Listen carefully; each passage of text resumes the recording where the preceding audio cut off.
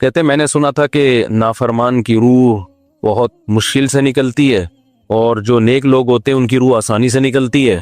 تو میں تو جب گیا یورپ میں تو میں نے بہت سے گوروں کو بڑے آرام سے مرتے ہوئے دیکھا اور بہت سے نیک لوگوں کو بڑی مشکل سے مرتے ہوئے دیکھا.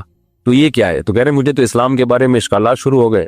میں نے کہا آپ نے جن سے یہ تقریر سنی ہے نا کہ نیک لوگ کی روح آرام سے نکلتی ہے، بروں کی مشکل سے نکلتی ہے، انہوں نے آدھی بات بتائی ہے، پوری نہیں بتائی.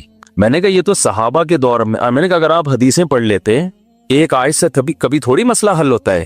آپ کسی کی ایک بات لے رہے ہیں، دوسرے موقع پہ جو اس نے تشریح کی ہے وہ آپ نہیں لے رہے. میں نے کہا معاذ اللہ، اگر کسی کی کوئی موت کی کسی کو بہت تکلیف ہو رہی ہے، یہ اس معاذ اللہ اس کے برے ہونے کی علامت ہے، تو یہ تو پھر کفر ہے. احادیث میں آتا ہے کہ آپ صلی اللہ علیہ وسلم کو موت کی تکلیف دوسروں سے زیادہ ہوئی ہے. آپ صلی اللہ علیہ وسلم فرمایا اوعکو کما یوعکو رجلان منکم، مجھے بخار میں اتنی تکلیف ہوتی ہے جتنی تم میں سے 2 آدمیوں کو ہوتی ہے.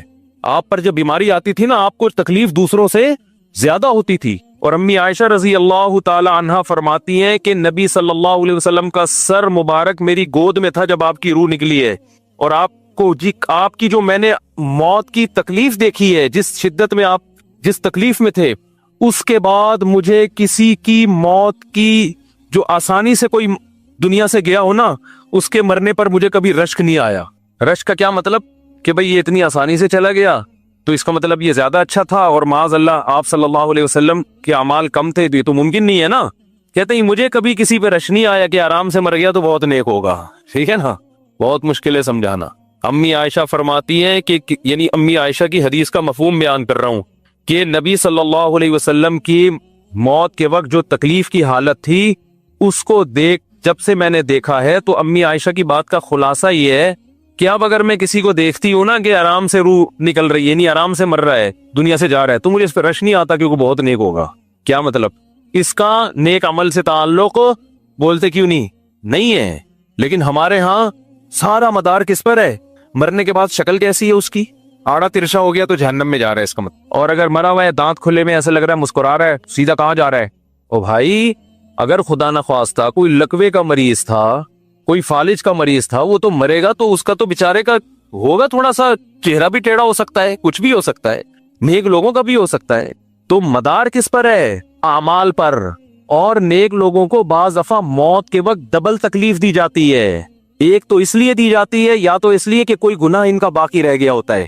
اللہ کیا کہتے ہیں؟ بھائی قبر میں جانے سے پہلے اس کو ہمارے پاس دھلا کے لے کے آؤ، صاف ستھرا ہو کے. اب ہمارے پاس آ رہا ہے تو اب ہم نہیں چاہتے کہ اس کے گناہوں کی گٹری ہو، اس کو پاک صاف کر کے لے. میں نے بڑے بڑے بزرگ دیکھے جن کو آخری وقت میں بہت مصیبت میں گزری ان کی، یعنی زندگی کے آخری ایام، بیٹیوں کی ٹینشن، کسی بیٹی کو طلاق ہو گئی، وہ گھر آ گئی، کوئی اور مسئلہ ہو گیا، تو بڑی ٹینشن میں آخری وقت. لیکن وہ زبان سے کیا کہتے تھے؟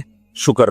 کیا شاید اللہ تعالیٰ ہمارے گناہوں کو معاف کرنا چاہتا. اولاد کی حدیث میں آتا ہے کہ انسان کو اس کی گھر والی کی طرف سے، اس کی اولاد کی طرف سے، اس کے جسم کی طرف سے تکلیفیں پہنچتی رہتی ہیں اور اس کے گناہ معاف ہوتے رہتے ہیں، حتی لقی اللہ طاہرا مطہرا، جب اللہ کے پاس آتا ہے نیٹ کلین، بالکل گناہوں سے پاک صاف ہو گیا. لیکن یہ تکلیف ہوتی جس میں صبر کی توفیق بھی ملتی ہے، کیونکہ اللہ دے رہا ہے نا تکلیف، اور اللہ سزا کے طور پہ نہیں بلکہ کفارے کے طور پہ، تاکہ ہمارے پاس آئے تو صاف ستھرا ہو گئے. تو اس تکلیف میں پھر صبر کی توفیق، اس لیے علماء کہتے ہیں جس تکلیف میں صبر کی توفیق مل رہی ہے سمجھ لو یہ رحمت ہے.